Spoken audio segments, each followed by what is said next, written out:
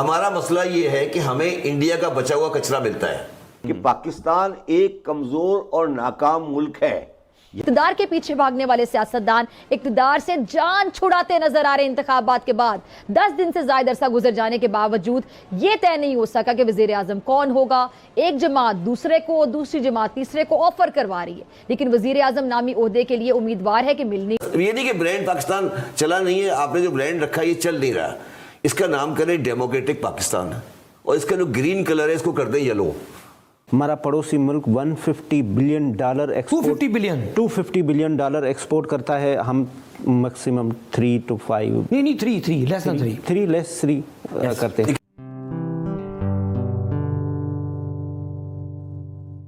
नमस्ते दोस्तों, जय हिंद। निक न्यूज़ बर्नर की रिएक्शन वीडियो में आप सभी का स्वागत है। दोस्तों, आप सभी जानते हैं कि पाकिस्तान में इलेक्शन ख़त्म हो चुका है, लेकिन पीएम अभी तक नहीं चुना गया है।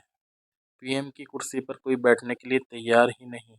कोई भी पीएम का पद संभालने के लिए राजी ही नहीं हो रहा है, क्योंकि उन सबको पता है कि अगर कोई पीएम की पद को संभालता है तो भीख मांगने उसको जाना ही पड़ेगा, क्योंकि जो भी प्राइम मिनिस्टर का पद संभालेगा उसको भीख मांगने जाना ही पड़ेगा, क्योंकि उसका सबसे पहला काम भीख मांगने का ही होगा।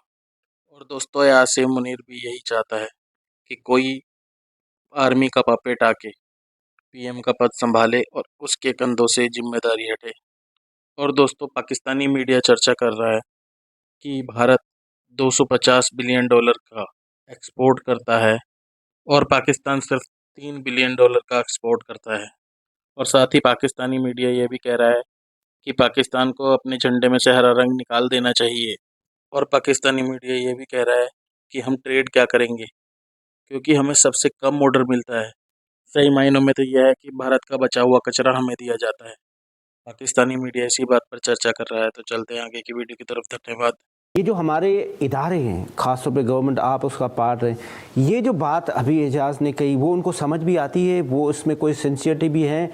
हमारा पड़ोसी मुल्क $150 billion export 250 billion dollar export करता है। हम मैक्सिमम 3 to 5 नहीं 3 लेस देन 3 लेस 3 करते हैं। देखिए, हमारा इंटेंशन है, हम ये बात एजाज की बात इसका भी थोड़ा सा अच्छा भी लग रहा था, बुरा भी लग रहा था। अच्छा, मैं पाकिस्तान की सबसे बड़ी आईटी कंपनी की ऑडिट कमेटी का चेयरमैन हूँ। ठीक, लिस्टेड कंपनी का, सबसे बड़ी कंपनी का, और शायद बाकी तो उसके बाद नीचे कोई 10वें ग्रेड पे भी नहीं आती।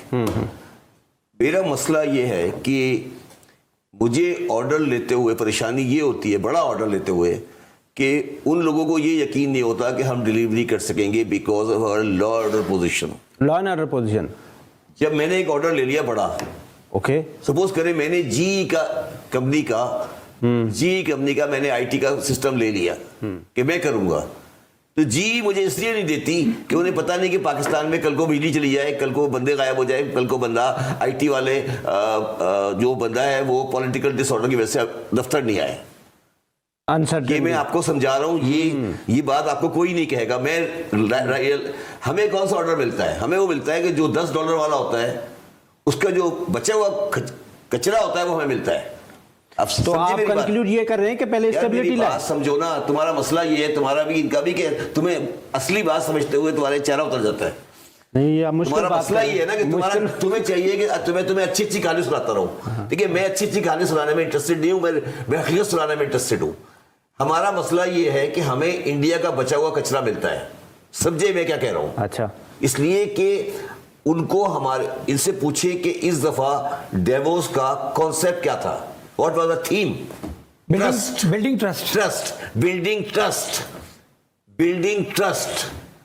हुसैन, ये बताओ कि आज how many of us have trust on Pakistan economy? Please tell me. आप बताएं ना। नहीं, मैं बताता नहीं, मुझे बताओ ना। हम यहाँ बैठ के बड़ी अच्छी अच्छी बातें करते रहे कि ये है, बड़ा अच्छा है, यूं है। Please build trust.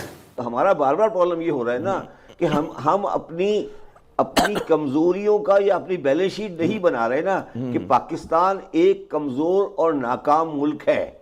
यहाँ पे स्टार्ट करें ना। ये आप स्टार्ट करते हैं कि नहीं, नाकाम मुल्क नहीं है, ये सही हो जाए, सही कर देते हैं। हम यहां से स्टार्ट नहीं करें। ये कहें कि पाकिस्तान 75 साल में the Pakistan experiment has failed, either you agree or not, has failed. Now we have to reconstruct the whole thing. अच्छा, जब हम ये बात करते हैं, जब हम कहते हैं ना फेल्ड, जब मैं कहता हूं फेल्ड, तो लोग बात करते हैं कि ये बात कर रहे हैं कि पाकिस्तान की बैल्कनाइजेशन हो जाएगी। मैं आज आपको कह रहा हूं, मेरी बात मैं जिंदा रहूं नहीं रहूं, पाकिस्तान जो एरिया है ये कभी बैल्कनाइज नहीं होगा। ये आज मेरी बात लिख लें, ये कमजोर से कमजोर तर होता जाएगा, मगर ये बैल्कनाइज कभी नहीं होगा। वो कैसे आएगा? मैंने 40 साल गुजारे इस कंट्री में, सबसे बड़ी अकाउंटिंग फर्म चलाई है। क्या वजह है कि इंस्टीट्यूट चलाया है मैंने, असद ने, आज मैं एक अस्पताल, 2 अस्पताल चला रहा हूं, ठीक है। क्या वजह है कि हमारे मुल्क में माशियत के ऊपर ट्रस्ट नहीं है। इसलिए ट्रस्ट नहीं है कि मुझे पता है कि मेरा केस कभी सुप्रीम कोर्ट, कोई टैक्स केस गया हाई कोर्ट में तो फैसला नहीं होगा। अच्छा, अब आ जाए आईटी के ऊपर। मैं आपको सिंसियरली कहता हूं, आज मेरी कंपनी के अंदर 7,400 बंदा काम करता है। 7,400, मैं 1 लाख बंदा हायर कर सकता हूं।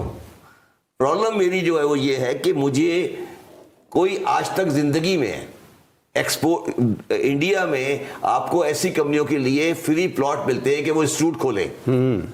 आपने कभी दिया? आपकी एक्सपोर्ट तो टेक्सटाइल से आगे बढ़ती नहीं। सोचो ना, हमारा माइंडसेट को सोचो ना, आप क्या कह रहे हैं, ट्राई टू अंडरस्टैंड माइंडसेट क्या है। आपने कोई आईटी पार्क बनाया पाकिस्तान में? बड़ी बड़ी बातें करते हैं आईटी पार्क, कोई आईटी पार्क है पाकिस्तान में? बंद करके फिर सेल करें ना। मैं एक बात कह रहा हूं, आपका दिल चाहे चला लीजिएगा, दिल चाहे नहीं चलाइएगा प्रोग्राम में।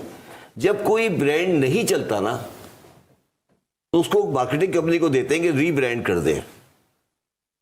1947 से 2023 तक ब्रांड पाकिस्तान नहीं चला है।